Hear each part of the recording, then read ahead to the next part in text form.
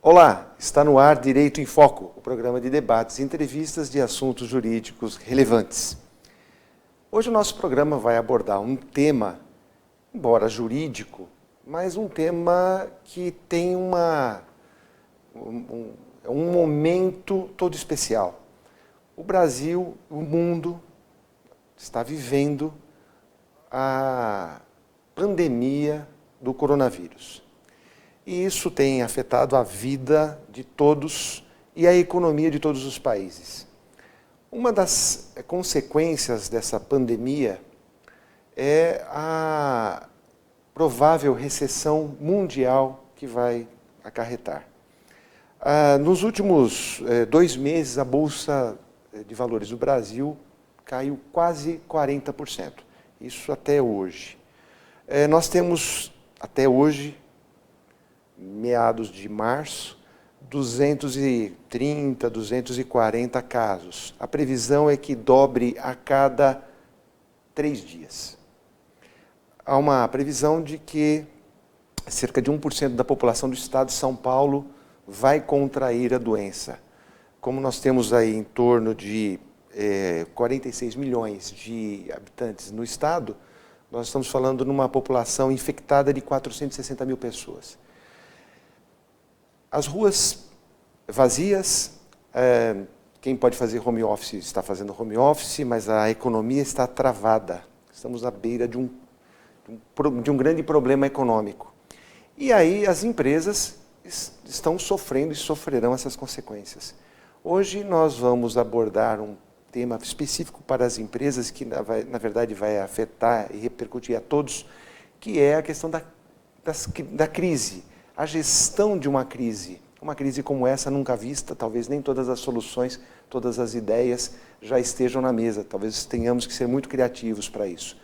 E para a gente falar um pouco, nós procuramos um especialista nesse assunto, tivemos a sorte e a honra de contar com o Omar Greco, gestor, mais de 20 anos em gestão de empresas, especialista em gestão de crise, e eu acho que esse é o momento de que da gestão da crise, ou gestão de crises, assumir um papel de relevância para salvar muitas empresas, salvar muitos empregos. Então, antes de mais nada, muito obrigado por ter aceito o nosso convite. Eu agradeço o convite, obrigado pela oportunidade, agradeço aos espectadores.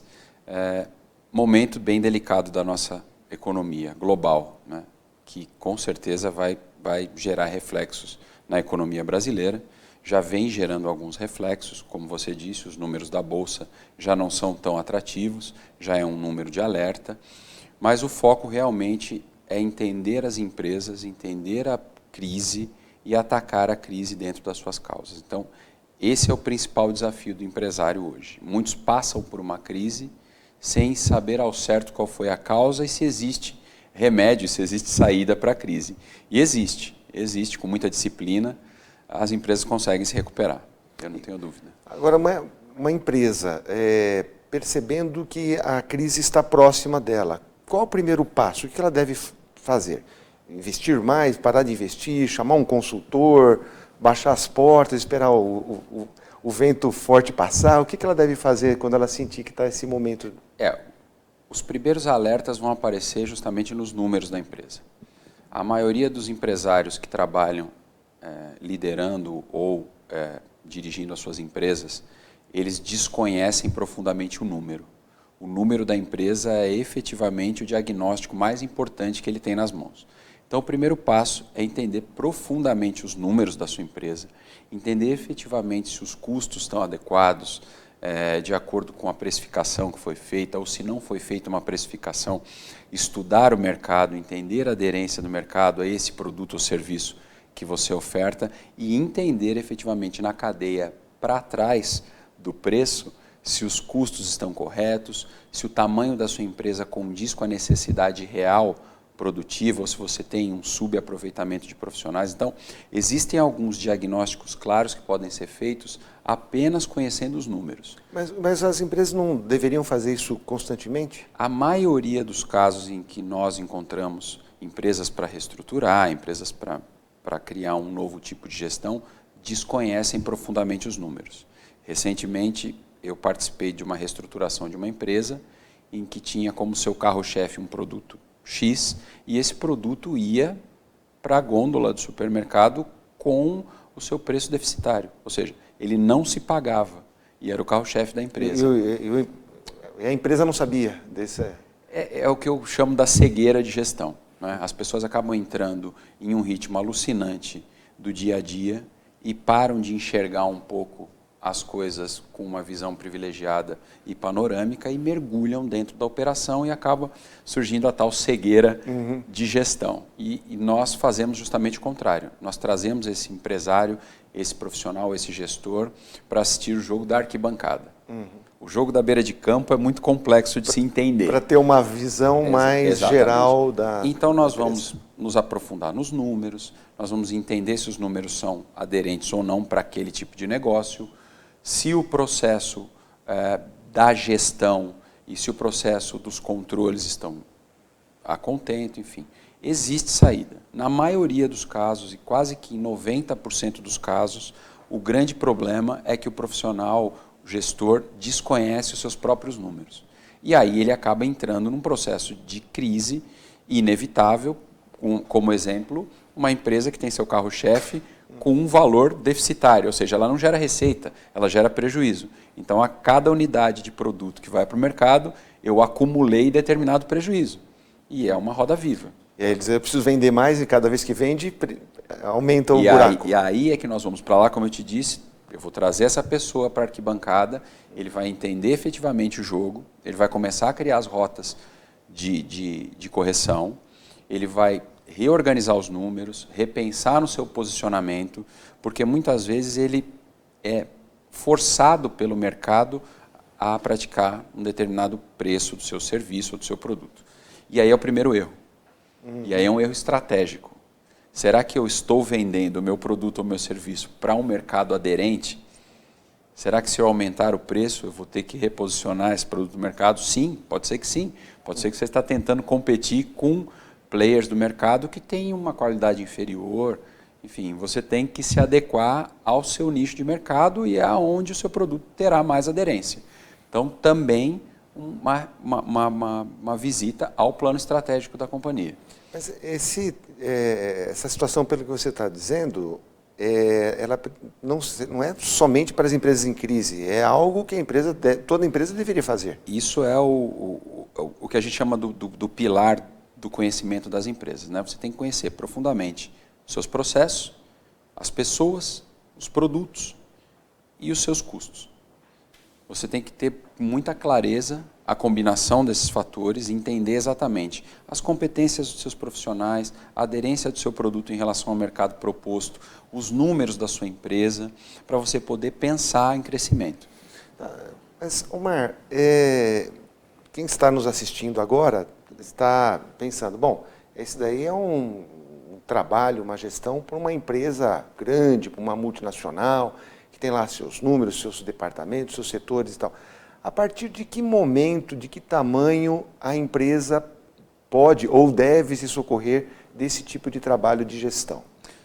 Não existe um tamanho determinado para esse tipo de trabalho. Uma empresa com 5 funcionários ou com 1000 funcionários vai usar a mesma lógica e a mesma disciplina estratégica. O que vão mudar vão ser os públicos de alcance dessa mudança. Claro que uma organização com mais pessoas vai ter uma dificuldade um pouco maior de disseminar uma nova cultura de gestão, uma nova cultura de controles e processos. Eu acho até o caminho inverso. As menores empresas vão ter mais facilidade de entrar nos eixos do que as maiores. As maiores demandam mais trabalho de gestão. Eu até tenho uma brincadeira, né? Conversando com os empresários, os amigos, digo, olha, não existe pequeno empresário. E aí eles me olham, não, existe o empresário de pequena empresa, porque a sua preocupação, você tem que ter preocupação com o teu fluxo de caixa, teu contas a pagar, teu contas a receber. Se a tua empresa tem um fluxo pequeno, a tua empresa é uma multinacional, basicamente a sua gestão terá que ser a mesma. Sim. Então é possível que essa atribuição, esse serviço de gestão deve ser feito por todas as empresas. Por qualquer tamanho de empresas, principalmente as menores. As menores, usualmente, deixam os números aos cuidados dos contadores, não mergulham profundamente nos números, eles acreditam que o preço está correto. Antigamente se falava, custa 50 centavos, então vendendo a R$1... Já estou no lucro, eu tenho 50% de lucro. Aí nós vamos trazer esse empresário para a realidade e mostrar para ele que não é tão simples a conta.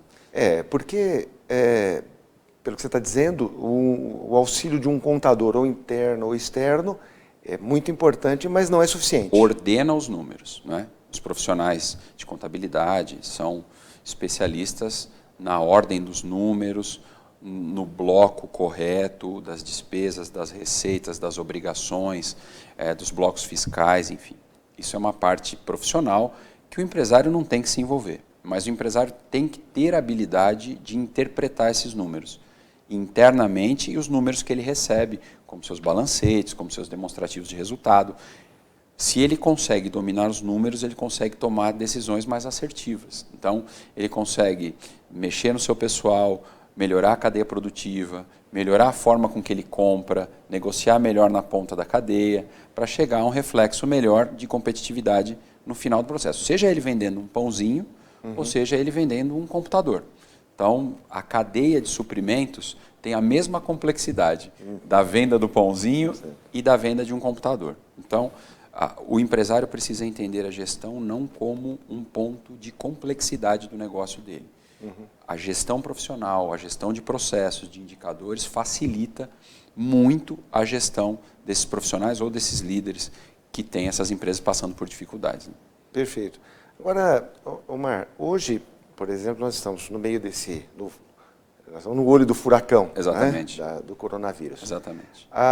Hoje, por exemplo, saiu uma notícia de que os 5 maiores bancos do Brasil, Caixa Econômica, Banco do Brasil, Itaú, Bradesco e Santander, né? Imagino que outros vão aderir também a essa iniciativa, vão conceder aí uma carência de 60 dias nos empréstimos, né? Para os recebimentos, desde que os clientes preencham determinados requisitos e tal. Porque com esta crise já se percebe que haverá uma dificuldade do pagamento das dívidas, as empresas terão dificuldade em pagar. E aí eu faço uma pergunta a você. No meio desta crise, nós vamos ter dificuldade de pagamento. Vai um gestor, que provavelmente o empresário vai dizer, olha, isso está muito bacana, isso está muito bom, eu vou ser o preço, mas o meu problema agora é caixa, é dinheiro. E os bancos vão ter as suas restrições de crédito.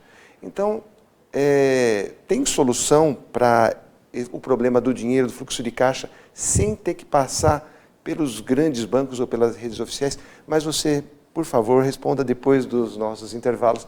Daqui a pouco a gente volta.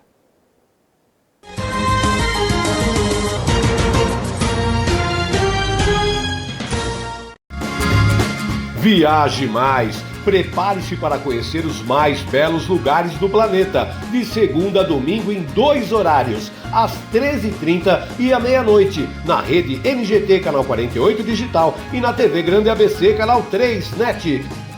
Agora você tem um encontro marcado com Walter Esteban no programa Viaje Mais.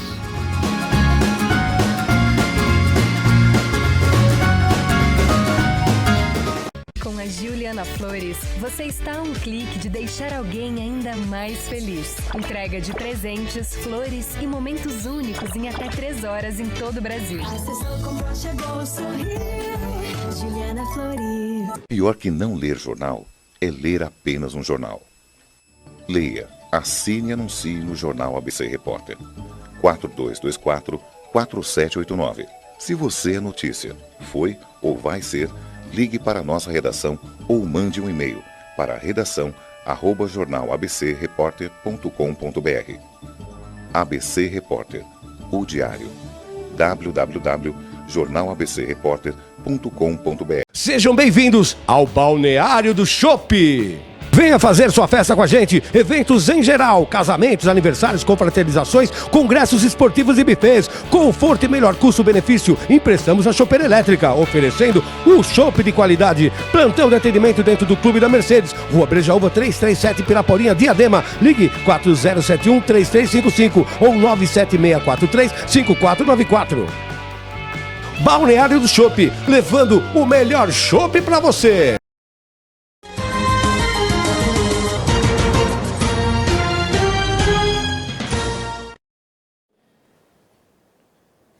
Olá, está de volta ao programa Direito em Foco, programa de debates, entrevistas e assuntos jurídicos relevantes.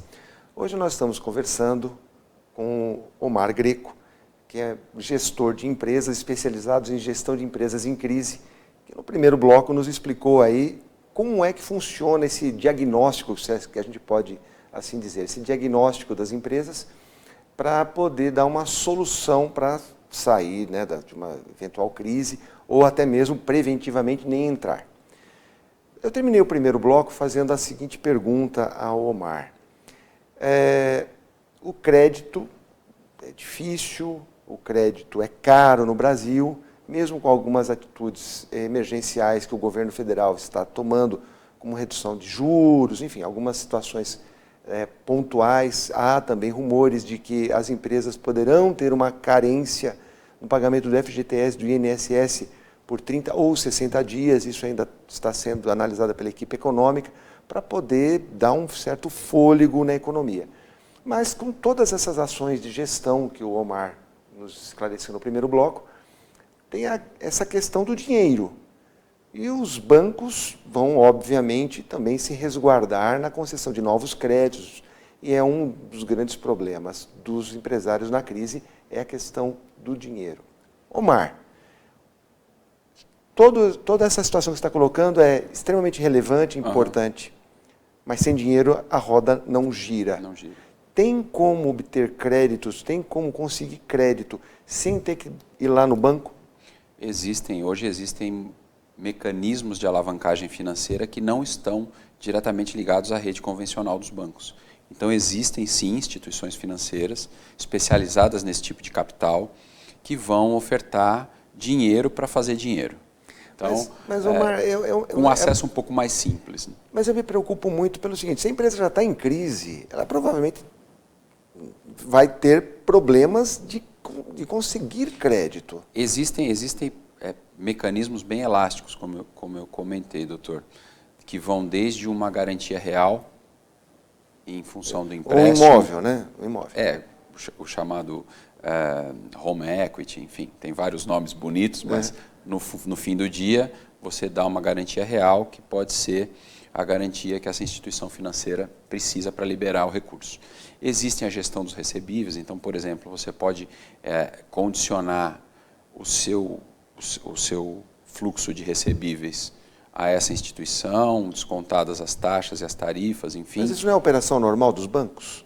Os bancos geralmente restringem muito esse tipo de operação, né? Os bancos analisam hoje cada vez mais a situação financeira das empresas e à medida em que o risco de capital aumenta a taxa de juros vertiginosamente. Então, as taxas um pouco mais competitivas dos bancos estão muito restritas à condição financeira que eles apresentam. E uma empresa em crise financeira provavelmente vai apresentar algum alerta, alguma luz amarela para os bancos e o acesso ao crédito vai ser mais difícil. Essas outras instituições e esses outros caminhos podem ajudar nesse momento de crise.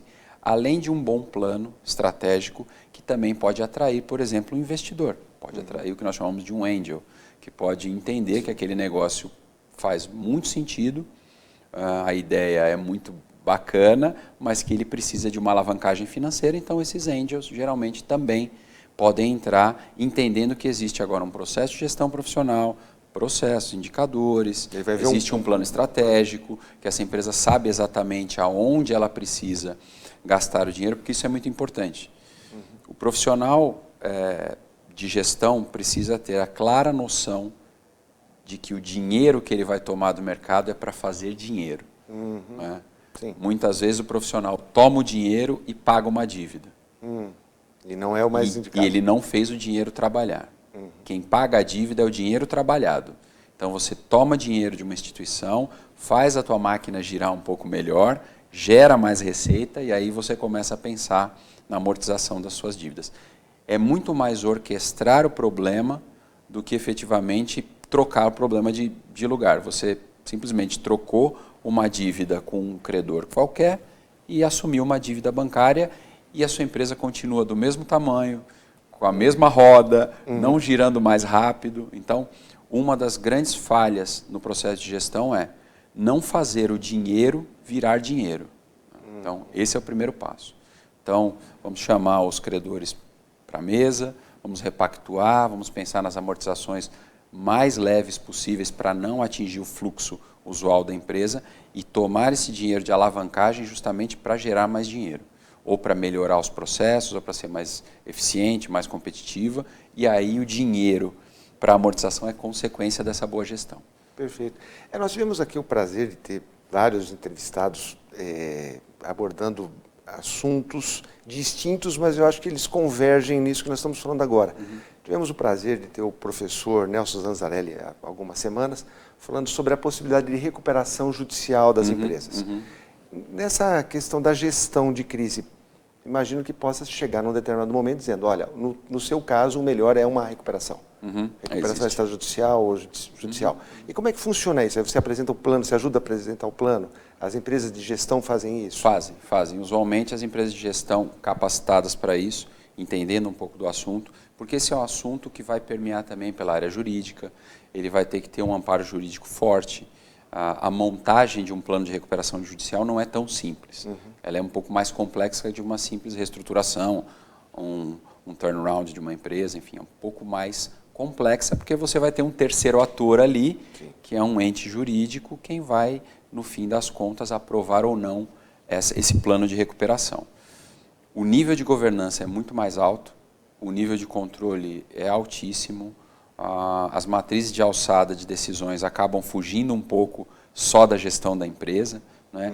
Passam a ter que ser submetidas sempre a um cunho jurídico, enfim, mas é possível. As empresas capacitadas para isso entendem rapidamente qual é a situação da empresa e dizem, eu consigo resolver o seu problema sem o caminho da recuperação judicial ou eu não tenho condições de fazê-lo, se não for o congelamento de algumas dívidas ou, enfim, um fôlego um pouco maior para você conseguir retomar a empresa. Mas sim, é usual os bons consultores, as boas empresas de consultoria executiva prepararem o caminho para uma recuperação judicial. Perfeito. Porque nós temos vários cenários, quer dizer, nós temos até aqui a gestão antecipatória, quer dizer, a empresa para nem chegar perto de uma crise, ou quando ela está numa crise para tentar sair, e quando se observa de que ela já estava numa condição que não será possível sem uma recuperação judicial, esse será o caminho. Ou até mesmo uma sugestão para uma autofalência, que é uma obrigação do empresário também dessa informação. Então, nesses aspectos, eu acho que esses programas de gestão, esses projetos de gestão, tem que conversar muito com o jurídico. Exatamente. Deixa eu puxar a sardinha aqui para o meu lado. É fato. Porque eu acho que são ferramentas importantes até para que nós, advogados, possamos trabalhar um pouco melhor as empresas. Exatamente. O fenômeno eu brinco que nós desempacotamos a gestão das empresas, né? Os processos consultivos. Eles eram muito empacotados, muito engessados. A cultura da consultoria antiga era quase que de uma professora particular. Ela vinha, ela dava a sua tarefa, e daí uma semana ela voltava para ver se você fez a sua tarefa ou não, mas ela não participava efetivamente da construção dessa tarefa. A consultoria moderna, ela prevê, em primeiro ponto, uma série de disciplinas que ela não contemplava no passado, ou seja, um amparo jurídico, um amparo de marketing, ou seja, um grupo de consultores, porque efetivamente uma empresa em crise não tem um único problema e provavelmente não é um único especialista quem vai resolver. Então você tem que efetivamente encontrar um grupo de profissionais para fazer quase que uma blitz, né, um choque de gestão ali dentro em todas as áreas. Todas as decisões de uma empresa em recuperação, seja ela judicial ou em recuperação espontânea, ela precisa ter um amparo jurídico. Qualquer movimentação que eu faça pode me causar um transtorno, principalmente quando a crise é financeira. Né? Então, os impactos, os riscos, a gestão das prioridades, a escolha das prioridades dos credores, enfim, passam todas pelo departamento jurídico. Perfeito. Nosso programa está quase chegando ao fim, mas eu gostaria de fazer uma pergunta, até vendo o lado bom da história. A gestão das empresas pode ser uma gestão de crises, de situações, ou não. Você falou dos angels, quer dizer, são os investidores e tal. Esse trabalho pode preparar a empresa, por exemplo, para uma venda ou para uma parceria, para uma associação com algum investidor? Pode. Dá os números melhor, é isso? Não só uma empresa em crise precisa melhorar sua gestão, né? E nem só uma empresa à venda precisa deixar a casa arrumada, né? Claro que um comprador prefere uma empresa com todos os seus processos claros, os seus números conhecidos, o seu plano estratégico em linha com o mercado, mas de um modo geral, qualquer empresa hoje pode recorrer a profissionais, sejam de consultoria, sejam profissionais de assessoria, enfim, para melhorar os seus processos, né? Não há nada tão bom que não possa se melhorar. Perfeito. O ponto é, em que momento acionar? Se é no momento de crise ou se é justamente para antecipar qualquer movimento como esse. É claro que a antecipação a um problema é sempre melhor, mas os dois casos são usuais, acontecem, é muito recorrente no Brasil hoje a tomada de serviços de consultores, principalmente para planos estratégicos, para reestruturações, enfim, não só para a crise. Tem empresários que nos procuram efetivamente para crescer. Falam assim, olha, eu estou bem, só que eu preciso me reestruturar porque eu quero crescer. Eu vou fazer uma aquisição, ou eu vou para um outro mercado, ou eu preciso reestruturar minha equipe.